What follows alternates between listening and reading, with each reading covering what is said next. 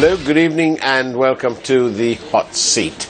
Soon after the presidential website was hacked, there has been an intense interest in the world of cybersecurity. And to tell us this evening, joining us this evening to tell us more about cybersecurity and especially how safe your money is when online banking is taking hold and expanding, is Mr. Asela Lanka, the CEO of Chelsea Technologies. Good evening, Asela, and thank you for being in the hot seat. Good evening, Farash.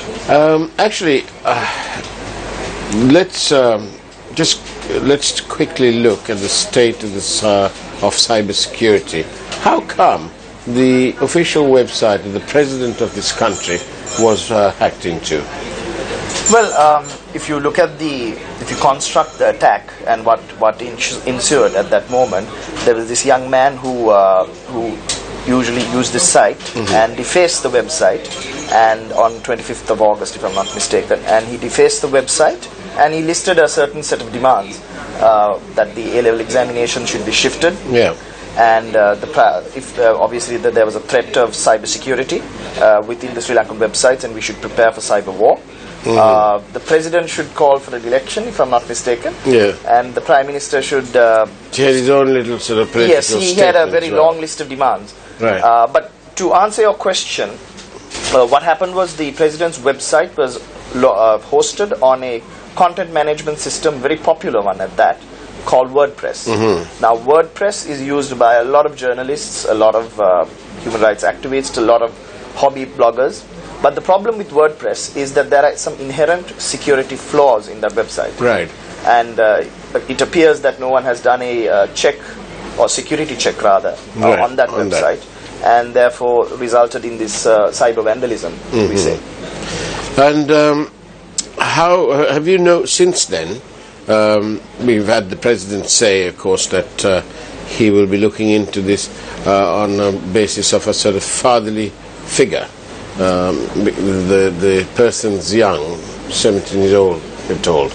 But have you noticed since then, since this event, have you noticed that anything different being done on these websites? Is it the security levels increased now?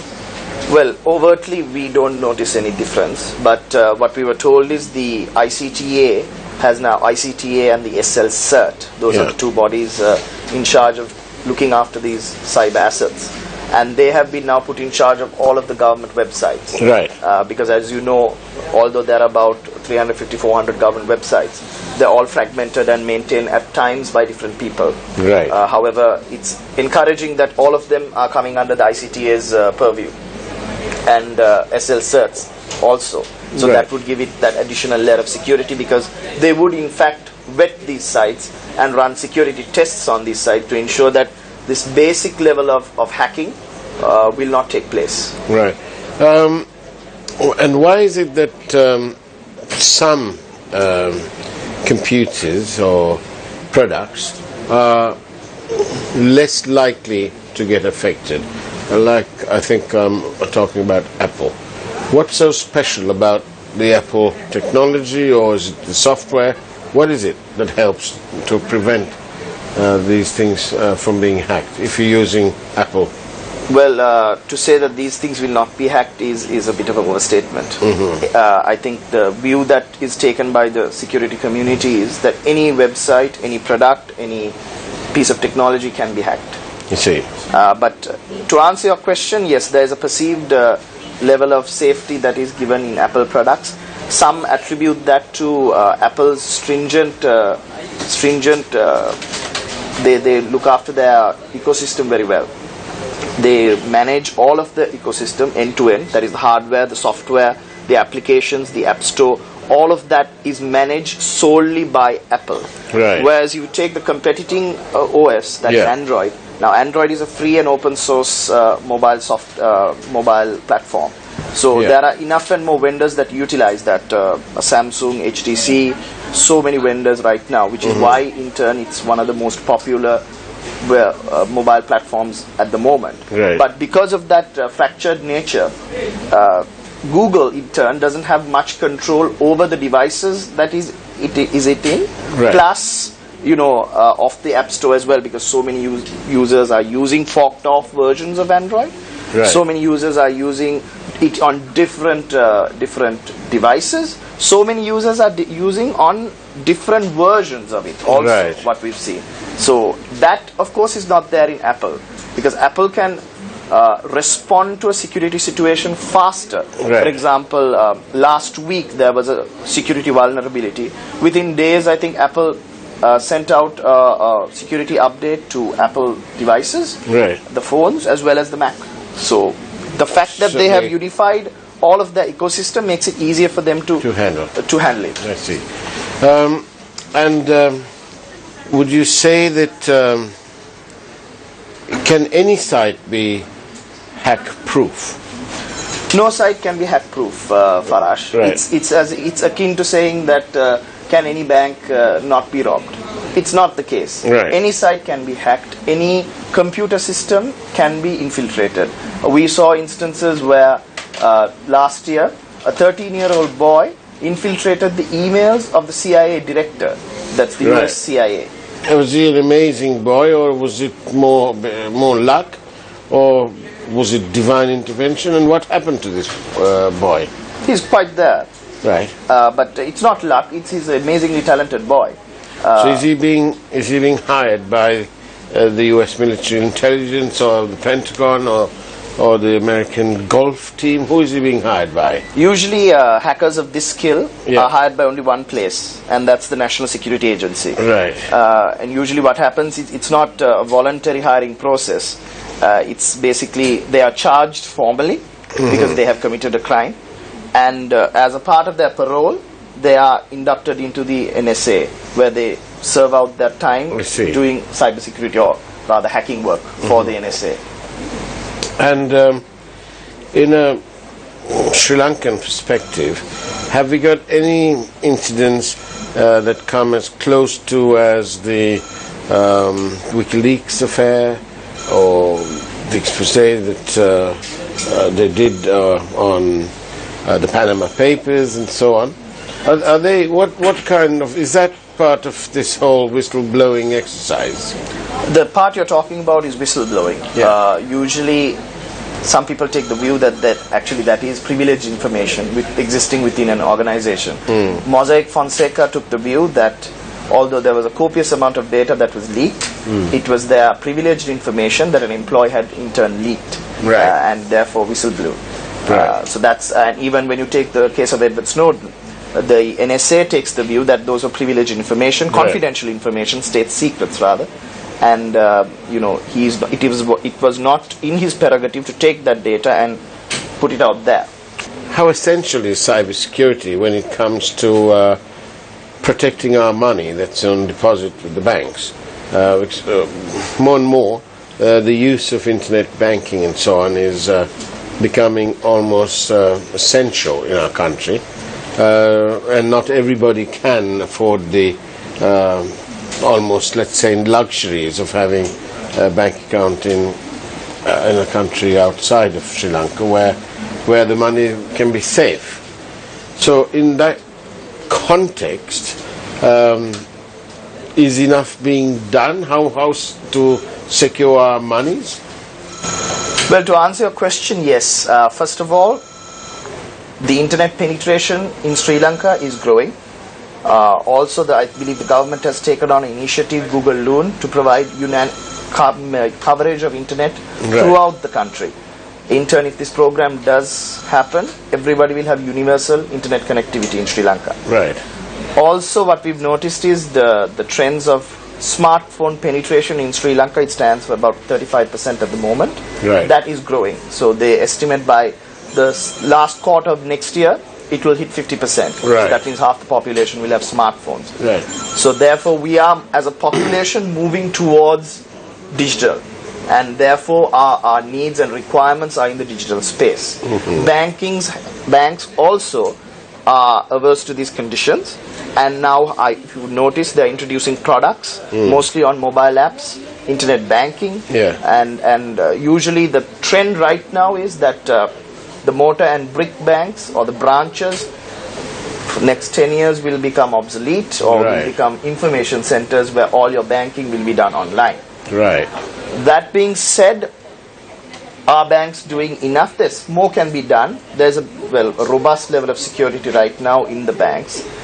In fact, it was the diligence of Sri Lankan bankers that prevented in the Bangladesh hack when $21 million US came into Sri Lanka. It was the due diligence of the Sri Lankan banking community that prevented any more money being taken away from that hack. Right. So, yes, there is robustness there. However, we would like to see maybe more cybersecurity drills happening. We realize that there is ATM fraud that's happening at a prevalent rate right now. So maybe that's something that the banks can address as a community. We want to see policy measures coming in. Maybe central bank can lay down a national cybersecurity policy, or maybe not central bank. ICTA or the digital ministry can lay down a national policy on cybersecurity, whereas maybe the banks would play a major part in that, because banks are a part of the country's infrastructure. So if there is an attack on the banks, if there's a coordinated attack on the banks and banks are unavailable, as in 2007 in Estonia it happened, where the entire banking ecosystem was attacked and none other banks were available for the people, that would be catastrophic. So there must be a national concerted policy on how to handle these kind of situations. There must be a proactive monitoring body. I believe ICTA has initiated a national SOC that will come into play by next year. So if that is there, they'll give us the ability to proactively monitor some of the threats coming in. But also I would call upon the banks themselves to collectively work to ensure that cybersecurity is maintained, because cybersecurity is a collective responsibility as well, not a siloed approach. So if one of the banks are perhaps infiltrated in a certain way, maybe you can strip away all the information of it, maybe, and just say that we did experience such an attack on such a scale, and for the other banks to be aware. Or maybe if you don't want to, maybe you can reveal it to a trusted third party, and they can give an alert to all the banks without maybe mentioning a bank name, so that all the banks have a heightened security readiness when a certain type of threat comes through. Indeed. On that note, thank you for that explanation. On that note, we'll take a short break, and don't go away. After all, this is The Hot Seat. Welcome back to The Hot Seat. Good evening, and with us is Mr. Asela Waidilankara, a cybersecurity specialist. Asela, tell us, you've explained how safe our money will be in the banks now that we are all going towards online banking. But how real is the need to be able to hire and therefore make use of these hackers? The fellow who hacked into our president's website is reportedly 17 years old. Do you think they should hire him? First of all, I think there is talk of pardoning, but that is in the president's prerogative to do that. But to answer your question, it's a complex one. Should you hire hackers? It's a question that's plagued the security community, because there is a good element, there's a bad, and then there are times that it turns very ugly. Let me start with the good. Yes, there are legitimate instances where hackers are hired by security firms to infiltrate into a system and to show its vulnerabilities. Because rather than a normal IT security professional whose mindset is always set on defense, to defend the cyber assets they have, a hacker is built differently. He's always looking for how he can get in, how he can infiltrate a system, what's the least path of resistance for him to achieve his information that he wants or the objective that he wants. So that kind of mindset is very useful when you're testing your cyber assets out in the open, in the wild rather. And that type of skill set is very necessary when you look at instances. And there are enough and more companies worldwide who offer these kind of services, where they actually come into your instance. They will have a hacker along with them, and with the oversight of the management, he will actually hack into your organization and show you where your weaknesses lie. And this is a legitimate service which they legitimately charge. Right. But moving on into the element of the bad. Yeah. You have to understand now, even this young man, there are three elements when you say that you want to hire this boy or hire a hacker as an employee. You must understand the hacker mindset. Now, this boy, for example, he went in unauthorized into the head of state's computer systems. That in itself is a moral no-no. Right. He should not have done that morally. Secondly, it was contravention of the law. He broke the law. And thirdly, basically he had a problem with authority. And now when you're hiring an employee, Farash, you must have an employee that is an ethical employee, that is a lawful employee, and obviously who is responsive to authority. Yes. Now when you have a person who is anti that in your midst, how much you can control such a person is a big question mark. Right. Also, I just want to add a point of contention here, that now you say this boy, now there is talk of how good he is and how he managed to get into the president's system, but I must impress upon you as well that there was lacks of security in WordPress, in the content management system that it was hosted. So also this young man got caught. Now there are instances where hackers who have infiltrated into systems don't get caught. You do not know the country of origin, you do not know how the attack occurred, and you still can't find the perpetrators, and they're still at large. Right. On that scale, I would say he's probably not honed his skills yet. Let's put it that way. Okay. But you know, this let's hire hackers school of thought comes in simply because some people think that it takes one to catch one. Now that is akin to law enforcement hiring the services of a serial killer to investigate murders. You taking a bank robber to look at how a bank robbery has taken place. Yes, law enforcement do use these people as confidential witnesses in certain instances, but they are never put into a position where they can recommit this crime again. They are consulted on their expertise, and that knowledge is used to make sure that a crime doesn't occur or make sure that a threat doesn't occur. Same thing can be used by hackers, because there are security companies that employ these chaps, and then they can be used as a buffer so that you do not deal with them directly. Because a hacker in your system, you're giving them the keys to the castle. Indeed. Once he's in your corporate systems, let's say a bank, he has access to all of your privileged customers' details. Right. He has access to all of your privileged customers' personal details, because there are security questions that entail personal elements. They have corporate secrets that you're exposing him to. And it is questionable how he will react. Perhaps maybe this young man with a certain degree of mentoring can be reformed, can be taken in as a security professional, but again, hiring hackers is a question mark. Right. But do you think that the part of the problem is that due to a lack of information and expertise, these so-called hackers are the real professionals in the industry, and they know how to do things that will work for the people or work against the people? Hackers are a community that was born to look into a system from the outside and exploit their weaknesses. And then afterwards, what you use that for defines them later. It could be a hacktivist, it could be a spy, it could be a criminal, but the underlying point is that he will infiltrate a system through its defenses and try to extract information or do changes in that system.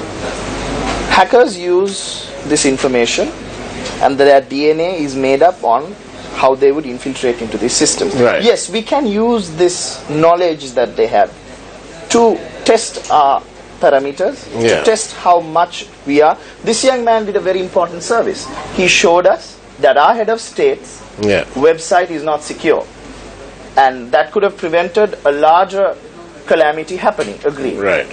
So in that way, yes, they can be used as a force of good, but again, sparingly, and with proper safeguards, and that's what I'm advocating.